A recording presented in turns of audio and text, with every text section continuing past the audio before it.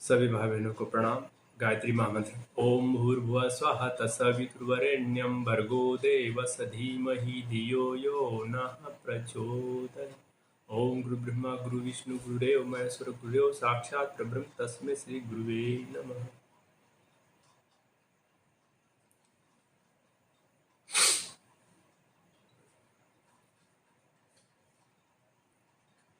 गायत्री महामंत्र के शब्दों का अर्थ भाव उनसे जो प्रेरणा प्राप्त कर लाभान्वित होने के संबंध में कैसे लाभान्वित हो, इनके लिए मैंने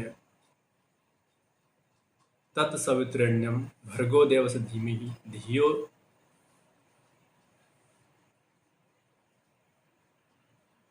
ये यहाँ तक मैंने धीमहि तक के शब्दों का मैंने प्रकाश डाला था।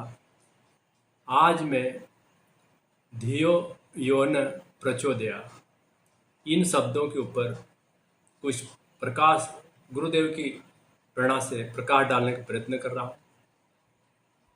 धियो ये शब्द क्या कहना चाहते हैं? धी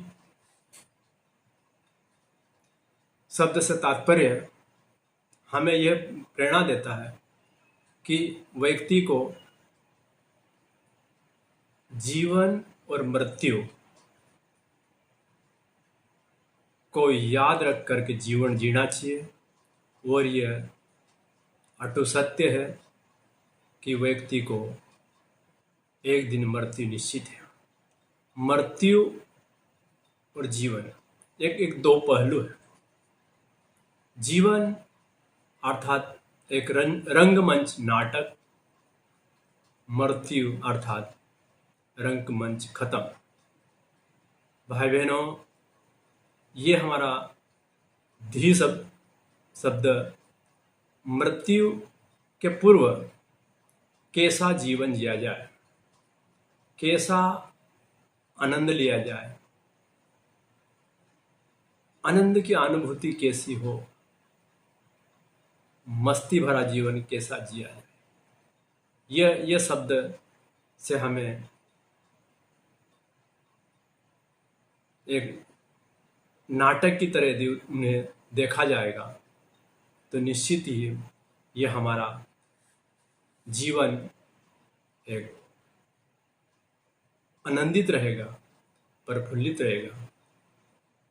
यदि हमने इसको मृत्यु से यदि डर लगना तो व्यक्ति भयभीत होता रहेगा। यह मृत्यु के डर से व्यक्ति को बिछड़ने का डर बना होता।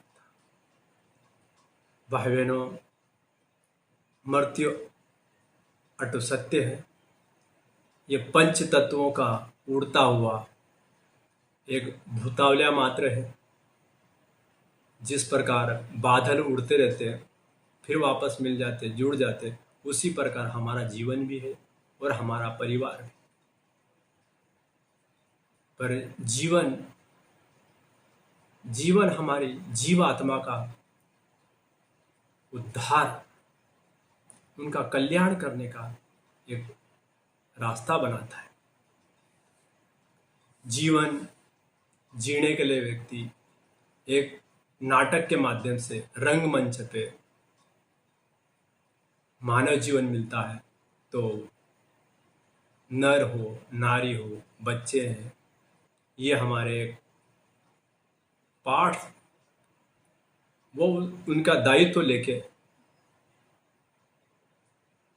आए। कोई पति है, कोई पिता है, पत्नी है, कोई बहन है, कोई पुत्र है, कोई दादा है, कोई दादी।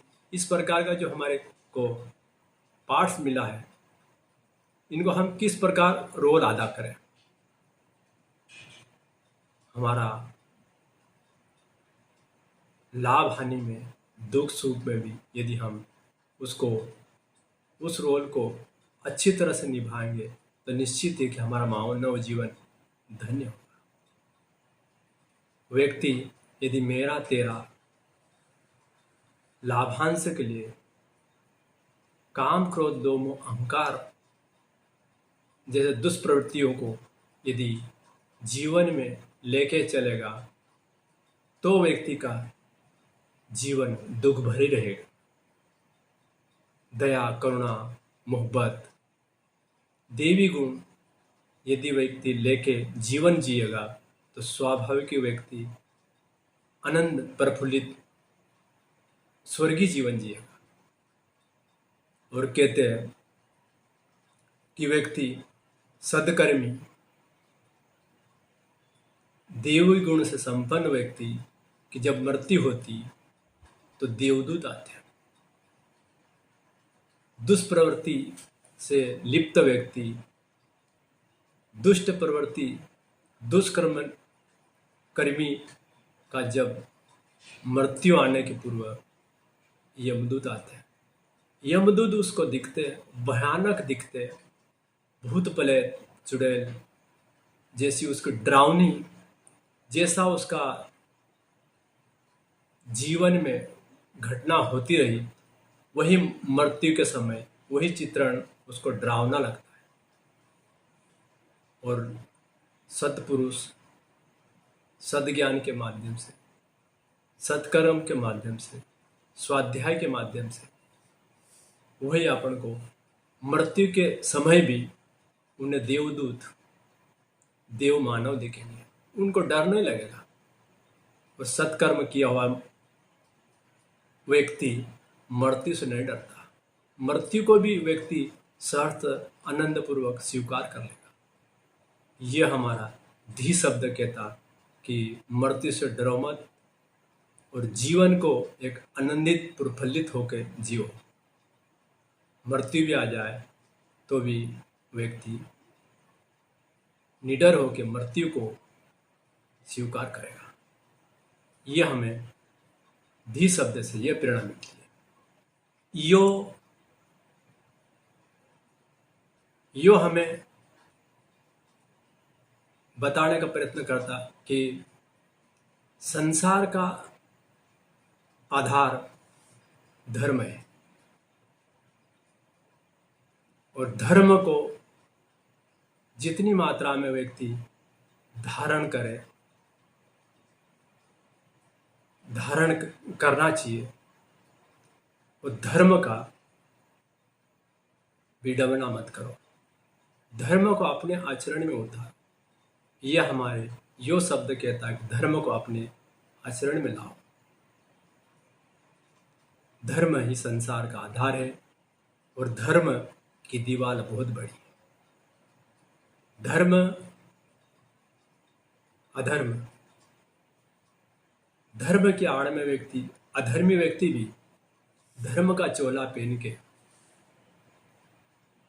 धर्म का चोला उसको भी ओढ़ना होता है, धर्म के चोले में अधर्म करता रहता है। आज छोटा मोटा व्यक्ति कर्म कांड कर लेगा, पूजा पाठ कर लेगा, यज्ञ हवन करा लेगा और कथा पुराण की व्याख्यान कर लेगा तो व्यक्ति गुरु बन जाता है, संत बन जा, महात्मा बन जाता, और उसी के आड़ में व्यक्ति दुष्कर्म, दुष्टता भरा व्यवहार करता रहता, चूंकि वो धर्म के आड़ में ही कर रहा है। संसार में, संसार का जो सिद्धांत है वो धर्म के आधार पे है। यदि संसार में अधर्म बढ़ जाए तो भाई बहनों, संसार में व्यक्ति जीने लायक नहीं रहेगा। धर्म के आधार पे, धर्म की आस्था पे ही ये संसार टिका हुआ। धर्म में लोगों की आस्था है, पर उस धर्म की आस्था में अनास्थावान, दुष्ट प्रवृत्ति के लोग धर्म की चोला ओढ़ के अधर्म करते रहते हैं। तब सज्जनों को यह देखते रहना चाहिए कि अधर्मी लोग धर्म के नाम से आडंबर तो नहीं फैला रहे। उन आडंबर को रोको, उन आडंबरियों को रोकने का प्रयत्न करो। हमारे समाज में, हमारे राष्ट्र में, इस धरती पे दुष्प्रवृत्ति के दुष्टताओं का आडंबर नहीं फैले, इसके लिए हमें सतत प्रयत्न करते रहना चाहिए। ये हमारा यो शब्द कहता कि धर्म के आवरण को अपने हृदयगम करो, उसकी विडंबना मत करो। विडंबना करने पे व्यक्ति स्वयं तो दुखी होगा, औरों को भी तकलीफ देता रहेगा। ये हमारा यो शब्द है। यौन यौन यो शब्द से तात्पर्य यह लगाया जाता है, यह प्रेरणा मिलती है उससे कि व्यसन को त्यागना चाहिए। व्यसन बुरी चीज है और व्यसन ही परिवार को, समाज को, शरीर को खोखला बनाते रहते। व्यसन से दूर रहना चाहिए। यह हमारा यो शब्द कहता, व्यसन से दूर रहो। व्यसन घरों को बर्बाद करता रहता है। व्यसन मुक्ति कार्यक्रम मिशन के चलते रहते हैं और वही व्यसन मुक्ति से सफलता भी मिलती रहती है। व्यसनों में कहीं लोगों के घर बर्बाद हो जाते हैं। व्यसनी व्यक्ति में ऐसी लत दारू, गांजा, भंग, सिगरेट, बीड़ी, नाना प्रकार के व्यसन में व्यक्ति के आदी हो गए और उन व्यसनों से उनका छुटकारा पाना, उनको स्वयं को लगता कि ये मेरे मन की बस नहीं है, मैं उसको छोड़ने में असमर्थ हूँ। कई बार व्यक्ति संकल्प लेता कि मैं व्यसन छोड़ दूँ, किंतु उसे छूटते नहीं। कारण क्या है कि उस व्यसन के लत में ऐसा व्यक्ति घुस गया कि उसको निकालना बहुत मुश्किल है। व्यक्ति स्वयं का शरीर तो बर्बाद कर ही लेगा, अपने अंग अवयव कर पुर्जों को तो खराब कर ही लेगा, अपने घर की स्थिति को भी खराब कर लेगा, आर्थिक रूप से घर की तंगी ला देगा। एक व्यक्ति कहीं व्यक्तियों का आधार स्तंभ है। किसी का पति है, किसी का पप्पा है, किसी का पिता है, किसी का दादा है, किसी का नाना है, किसी का भाई है, किसी का बेटा है। और राष्ट्र, समाज के वो उसकी आवश्यकता रहती। किंतु भाई बहनों, एक व्यक्ति व्यसन की लत में होने से व्यक्ति समाज को, परिवार को तकलीफ देता रहता है। व्यसन को छोड़ना चाहिए और व्यसन ही दुख का कारण है। इस दुख भरी व्यसन को हमें त्यागना चाहिए। ये हमारे यो शब्द, गायत्री का यो शब्द हमें व्यसन से दूर रहने की प्रेरणा प्रदान करती है।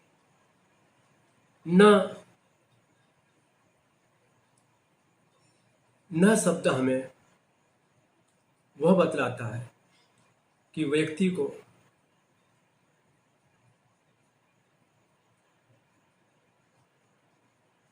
को हमेशा होशियार, सावधान रहना चाहिए।